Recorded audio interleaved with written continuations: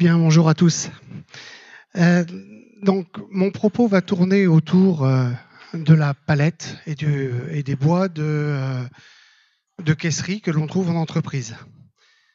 La palette, quand on fait de l'EIT, c'est un peu, vous savez, le morceau de sparadrap du capitaine Haddock dans Tournesol. C'est le truc dont on n'arrive pas à se débarrasser, là, voilà.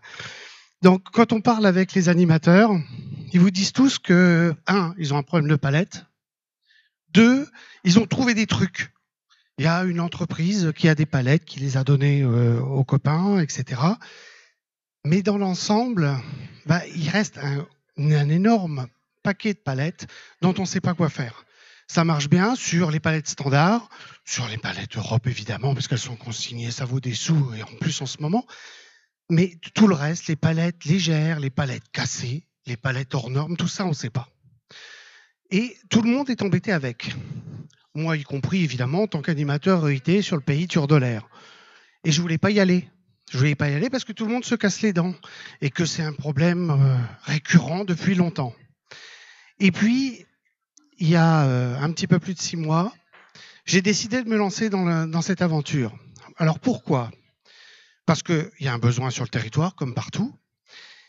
J'avais un ESAT sur place qui cherchait une activité secondaire suite à la crise du Covid. Il faisait beaucoup de sous-traitance industrielle, il cherchait une activité propre autour du bois et du bois de recyclage. Tiens, pourquoi pas le bois de palette ? Il y avait convergence.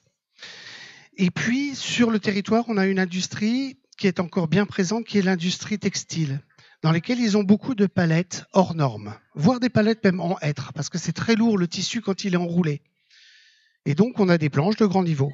Et l'idée a été de dire, est-ce qu'on peut donner une deuxième vie en fait à ce bois ? Aujourd'hui, il a une seconde vie, mais qui est plus du côté des chaufferies, il est broyé. Et donc, pour avoir une activité qui tienne la route, il faut avoir une étude pour savoir quel est le gisement. On a pris une stagiaire de l'Institut Éco-Conseil à Strasbourg, et Isabelle Lett, qui est venue nous accompagner pendant 6 mois sur la démarche. Elle a passé 3 mois chez nous et 3 mois à l'ESAT. 3 mois chez nous pour essayer de savoir quel était le gisement, comment il était collecté, comment il était distribué et comment on pouvait, nous, intervenir. 3 mois à l'ESAT pour voir comment on pouvait adapter l'ESAT, son activité et le personnel qu'il a, à une activité autour du bois. 6 mois après, on a les résultats. Les résultats sont tout à fait positifs. C'est-à-dire que aujourd'hui, on sait que le gisement est largement suffisant pour développer une activité autour du bois. Le principal problème que l'on a, qui existe au niveau de toute la France, c'est la collecte des petits et moyens gisements. Quand vous avez une entreprise qui fait 100 ou 150 palettes à la semaine, il n'y a aucun problème. Il y a des grandes structures qui sont capables d'aller capter ce gisement-là. Quand vous avez des structures qui font 30, 40 palettes, là, ça pose problème. D'autre part, on est dans le pays Turdolaire, c'est 2 vallées, la Ture et la Dolaire, et on a un problème de vallée et de circulation. Et c'est vrai que là, le fait d'avoir des petites structures qui sont capables d'aller capter ces gisements est intéressant. Aujourd'hui, l'idée, elle est très simple et elle devrait se mettre en place avant la fin de l'année. L'ESAT va être capable d'aller chercher ces petits gisements. D'abord parce que ce sont des fois des clients déjà à l'ESAT qui y font soit de la sous-traitance, soit des parcs et jardins. Et donc, ils vont aller chercher ces gisements-là et avoir une plateforme sur laquelle ils vont pouvoir trier. Et il existe, et on les a rencontrés avec Cyril Chrétien, un réseau informel de gens qui réparent les palettes et qui ont des besoins énormes en planches. Donc, l'idée, elle est toute simple. On va chercher les palettes, on les trie, celles qu'on peut revendre telles que on peut les revendre, ça, c'est pas un problème. Celles qui sont cassées ou hors normes, on les démantèle. Et ça, c'est pas très difficile. C'est une table, une scie sabre et des bras. Et ça, on en a. On coupe ensuite les planches avec des plots qui vont pour des tailles de palettes, c'est-à-dire en 80, 100 et 120, je crois, en diamètre. Et le réseau des réparateurs de palettes nous dit si vous en faites un camion par mois, on vous le prend. Si vous en faites 2, on vous le prend. Si on fait 3, on en prend. On est en demande de bois pour la réparation. Donc ça, on peut le mettre en place très vite.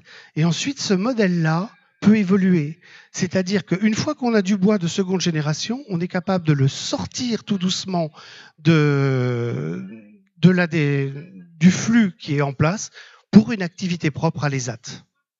On m'indique que j'ai fini, je vous laisse les questions. Bonjour. Du coup, en termes de TP, ça génère combien de TP pour les AT? Alors, pour l'instant, on ne le sait pas encore. On est en train justement de voir les prévisions. Une équipe, en gros, c'est 4 personnes. Dans un premier temps, on n'est pas sûr que ce soit des ETP. C'est-à-dire que le temps qu'on monte en puissance la collecte, on va monter parce qu'il faut qu'on monte les gens en compétences aussi. Et donc, on va probablement monter la collecte en compétences et commencer peut-être par une demi-journée par semaine, par une journée, puis 2 journées, avant probablement de passer en temps plein. Étant donné que sur ces postes-là, il faut faire tourner les gens pour des histoires de pénibilité, de gestes répétitifs, etc. Quel modèle économique vous avez autour de cette activité? Du côté des entreprises, c'est un don pour l'enlèvement. On va probablement faire payer quand même la collecte, parce que rien n'est gratuit dans le monde industriel, il faut être clair. Et ensuite, c'est le réseau des réparateurs de palettes qui va racheter les plots. Les plots ou même des semelles, c'est-à-dire un plot avec deux dés. Un sous-ensemble en fait de la palette. La ressource ainsi générée couvre à peu près quelle partie, je dirais, des charges? Puisque c'est possible que vous allez simplement couvrir que 40 ou 50%, mais ça peut donner. On sait que les ESAT sont aidés par ailleurs, mais ça donne effectivement un moyen de couverture. Alors, on n'a pas les chiffres chez nous puisque l'activité, on est en train de la mettre en place pour la fin de l'année. On a été visiter des ESAT qui le fonctionnent. Et en gros, ils estimaient à la louche que ça couvrait de l'ordre de 40 à 60% selon le type de produit qu'ils font et l'achalandise surtout. Quand ils ont des sources qui sont juste à côté, ils ont moins de charges. Mais beaucoup des AT en fait travaillent et vont chercher gratuitement. Aujourd'hui, ils disent c'est une bêtise. Pour le coup, la façon de collecter, c'est avec du camion Benz, c'est quoi? Alors là, on n'a pas encore toutes les solutions. Aujourd'hui, l'ESAT a déjà des petits camions plateaux et les gisements sont petits. Or, les allées et venues sont déjà effectifs en fait et on compte pour l'instant pas mal sur des frais de retour. C'est-à-dire que le camion va monter par exemple pour des espaces verts dans la vallée et en redescendant, il pourrait reprendre les trucs. Donc, pour l'instant, des petits camions et pas des plateaux complets sont largement suffisants et beaucoup plus pratiques dans les vallées. Au niveau de la traçabilité des déchets, vous faites comment du coup pour justifier aux entreprises que vous allez revaloriser, recycler les déchets que vous allez collecter dans les structures? Pour l'instant, l'idée c'est de toute façon que l'ESAT se positionne et se déclare en tant que récupérateur de déchets, que se déclare auprès de la préfecture en tant que transporteur de déchets, il est obligé, et d'avoir une activité bois au niveau ICPE. Après, on est capable de dire, nous avons reçu tant de palettes tel jour de telle entreprise. La traçabilité, elle peut être tout simple. Elle est rarement demandée dans les PME, mais elle est réglementaire. Pourquoi déchets, vu que c'est encore une matière pour le coup? Pourquoi transport de déchets? Parce que en fait, la palette n'est pas encore sortie du statut de déchet. Et à partir du moment, si elle n'est pas collectée par un prestataire déchet, elle est encore une matière, elle est encore une palette. Ouais, mais bon, on préfère faire la déclaration auprès de la préfecture en tant que transporteur, étant donné qu'il y a de la palette, mais il y a de la palette cassée. Puis ça peut être de la caisserie. J'ai une question sur les différents types de bois des palettes. Comment ils sont, ou les traitements, sachant que c'est pas forcément des palettes Europe, vous avez dit. Comment est-ce que vous gérez de quel type de bois il s'agit en fonction des palettes? Faut être clair, la majorité c'est des résineux. Hein. Quand on a des bois, on peut avoir un petit peu de peuplier, on peut avoir un peu de hêtre. le traitement, en fait, toutes les palettes traitées, quand on parle de traitement de palettes, dans 99% des cas, ce sont des palettes qui ont été chauffées. Vous avez sur le plot les petits...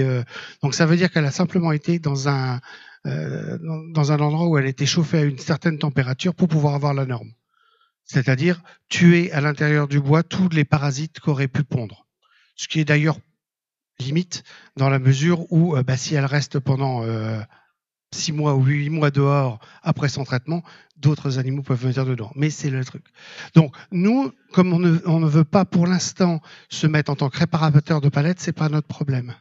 On va donner le bois et c'est au réparateur de palettes d'assurer ça. Merci pour votre présentation. Petite question sur qu'est-ce qu'il est fait exactement à la fin des palettes après que vous les ayez données.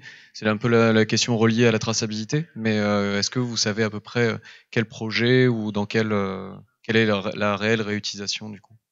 Le flux principal va aller vers des réparateurs de palettes qui sont habilités et qui ont le savoir-faire pour réparer de la palette. Après, il restera le broyat, c'est-à-dire vraiment la planche cassée. Donc là, soit on peut nous le réutiliser directement dans les parcs et jardins, en paillage. On a aussi la possibilité de le vendre en petits sacs de bûchettes. Et donc, on a là des filières qui existent déjà sur lesquelles on va travailler pour pouvoir prendre cette petite partie du flux. Mais aujourd'hui, le gros du flux va partir vers la réparation, donc le reconditionnement des planches pour le faire. Et c'est après qu'on sortira une partie de ce flux-là pour faire des objets, en particulier probablement des caisses. Merci pour le catalogue.